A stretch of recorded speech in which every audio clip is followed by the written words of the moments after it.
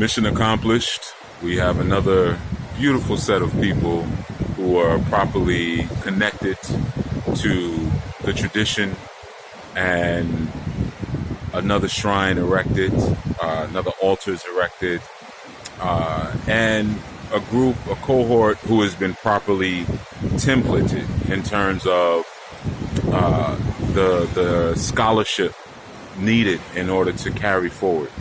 So, I was doing little videos here and there in between my work, but the past few days, just between the rituals and the work, and I did a few initiations, it just wasn't time.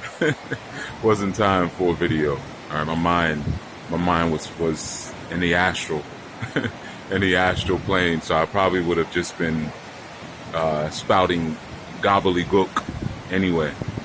But something real quick, because I have some other moves to make. I'm transitioning into another space now. But the term Yawo, which some of you may have heard before, some of you may be slightly familiar with. Maybe you heard it, you didn't really know what it was, or you might have heard Sawo and may not know the connection between the Sawo and the Yawo. Of course, maybe if you were at a Bembe previously, you would have heard it in a song, or in. But real quick, the Yawo is for some of you. You may know that during your first year or the year following your initiation, that you live as a Yawo, and during that time, depending on your tradition, you may wear all whites. You may not eat certain foods. Sometimes even certain people you may be prohibited from being around. I know for me, I wasn't, my cohort, we couldn't eat salt, for a certain time, things like that. Depending on the ile that you're a part of or the tradition that you come out of, there's going to be different rules, different prohibitions, and a different way of doing it. There's no one way to guide a Yawo into a Sawo, and it's not always a year. It doesn't have to be 12 months. It could be, for some, I know it was 3 months.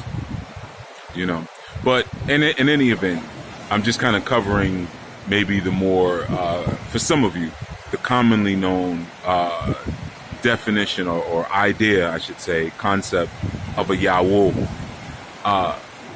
But Yawo is short for Yawo, okay? And again, this is a title that one has directly after their initiation, right? And I'm sharing this because, whenever I do, I worked with a lot of people in this particular experience, but even if it's just one person, for those of you who have ever done consecrations with me or done initiations with me, from what I've heard from people have said, amongst each other, it's gotten back to me like the hardest part of the whole thing is to talk before and to talk after. So I don't just say, all right, come on, we're going to meet here, we're going to do these rituals, and, when we're done, you're going to be, a child of this particular energy or whatever. And no, there's a good level of verbal therapy, verbal talk, mental talk, prior, explaining, making sure that there's clarity, making sure that this is something that you even want to do, right? Because sometimes people will get a reading or something and they'll have this idea that this is something that they have to do, but maybe it's not even what they want to do. So a lot of talk in terms of like goals and aspirations. Why are you even doing this? Do you even know what you're getting ready to do? Do you know what's going to be required of you afterwards? What your responsibilities will be, so forth and so on. So for me, I get into all of that, right? Because those are all very important dialogues, right? But anyway, with that being said, so, we were talking about the responsibility of the Yawo. And one of the things that I had shared was that, yes, Yawo is short for Yawo. And Yawo is a Yoruba word for wife. And it's not just a feminine thing in terms of when you get initiated. Well, if I'm a man, then what's the word for me? Wife. In many traditions, like for instance, in the Kama Sutra, there are opportunities that a man has to reverse his polarity and to become the receptor, and not necessarily sexually, but just different things that he can do to become more yin, if you will. So during that first, whatever it's 3 months, 12 months, 36 months, whatever it is that your instructors and your elders deem as being fit for your time. But during said time, you are functioning like a wife, like a mate to the energy that you just mated with, that you just had spiritual intercourse with, right? And if you notice a lot when it comes to the responsibilities of the Yawo, a lot of it surrounds maintaining a certain level of purity, right? So in terms of for some, no one can touch you. Like you can't shake hands, you can't hug. Again, it's just the food prohibitions. You might be wearing all white for that particular year. I mean, it depends, so I don't want to say that there's no one set way that people bring their Yawos through. There really isn't. And then you have different traditions, whether it's Santeria or Lukumi, Division 21, Candomblé, or if it may be more traditional connected to the continent. It's going to be different how you're going to go through that experience. But you have to learn to be a wife. Now, everything is everything, right? Now, what do I mean by that? It's the same thing that a wife goes through. We could even say during that first 12 months of marriage, right? Where she is learning her mate's energy. She's learning to anticipate his desires. She's learning his nature. She's learning his clock or his horoscope. She's learning the sacred days, or the days that are sacred to him, that she should be celebrating or creating some level of memorial to. She's learning how to feed him. She's learning how to pull the best from him and push him to where he is trying to be. She's learning his goals so she can properly help him to meet them, right? So if you think about it, not saying that you haven't, but that experience of being a Yawo, and the reason why you're a Yawo, you're a wife, whether you get initiated to Oya or Oba or Olokun or Oshun, or any energy that may be feminine, whether you get initiated to a feminine, it could be an Aj experience, you're still going to be a Yawo, male or female. You're going to be a Yawo. And it speaks to the necessity of men to be able to maintain the purity of their women.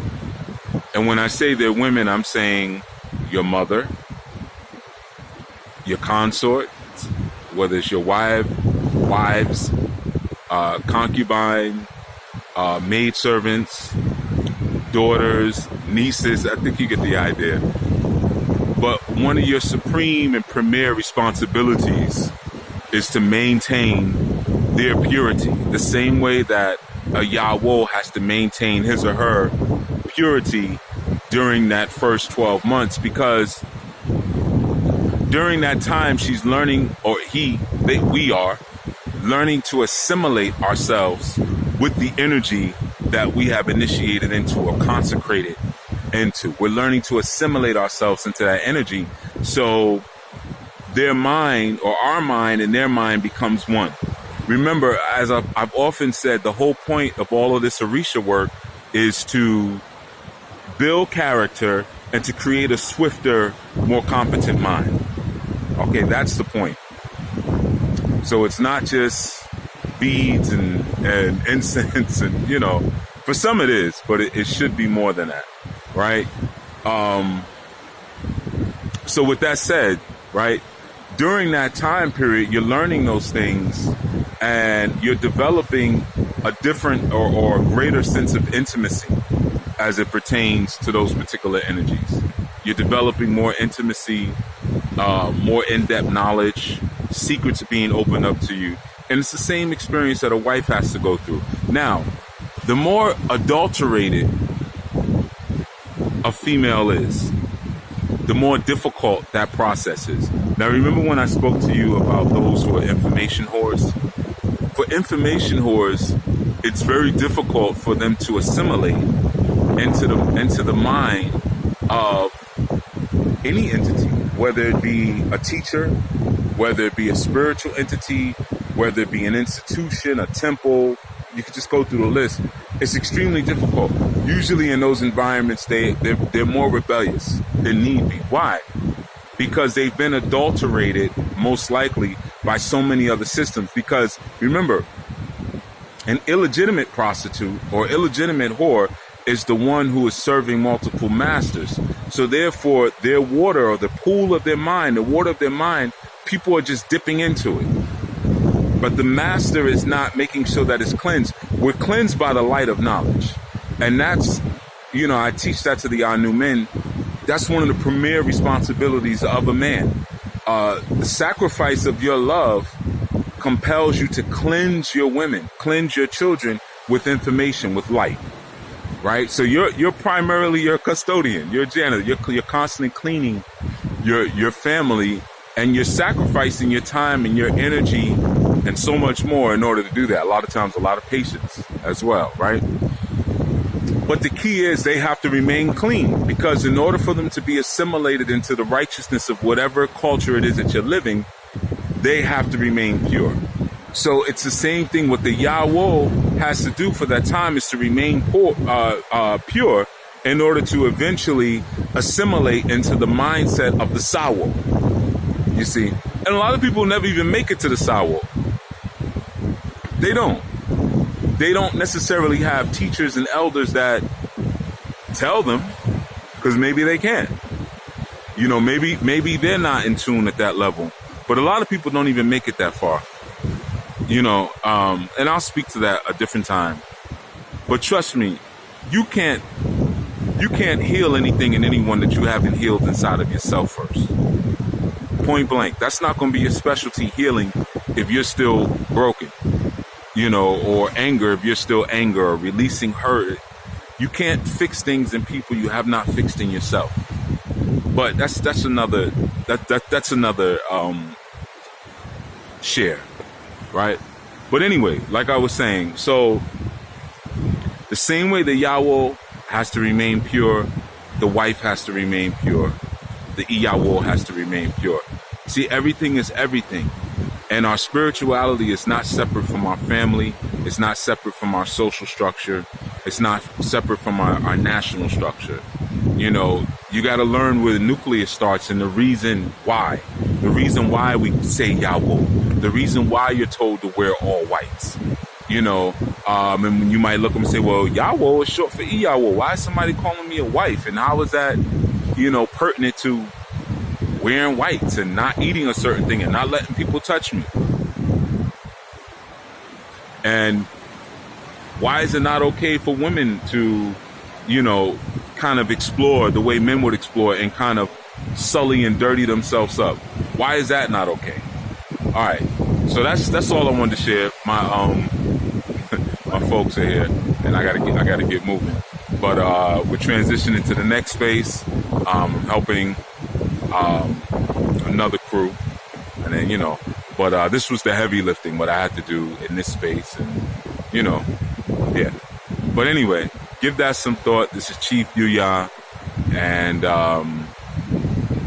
you know, I'm not only speaking about Ifa, I'm not only speaking to the Orisha, I'm not only speaking to the Aborisha, I'm speaking to those desirous of the creation of family or the making of family. And speaking to those, especially, well, I could say men and women, why it's important that your women are kept in a sacred space that's untouched, unmolested, unadulterated. If you take your experience of initiation serious, for you women, take your purity just as serious. And if you don't know what it is to be pure, if you don't have that culture, that understanding of what that structure should look like, what those tenets should look like, speak to an Anu person. Join Anu Life Global Ministries. This is not an advertisement for the ministries. Trust me, it's not. I'm saying this because before you start hitting my inbox, don't hit my inbox. Hit the sign up form. That's what you do. Maybe another video I'll explain, but I get a lot of that. Chief, what should I do? What should I do? I've put the things in place for you to do already. I'm being shared with a lot of people, so and I have no desire to counsel this one, counsel that one, and then repeat from the beginning. Take everyone from step A to step Z, step A to step Z. No. I've put step A at least to step K. At least I've already put it out there into the world, and you just have to assimilate into that, and that requires submission. And for some, even filling out a form for Anu Life Global Ministries, for some, they're too rebellious to even do that. Why? Because you've been adulterated too much. All right, we're out. Trying to get moving and hit the road. All right. Until such time, be well, be safe, be wise. Peace. Chief Yawo out.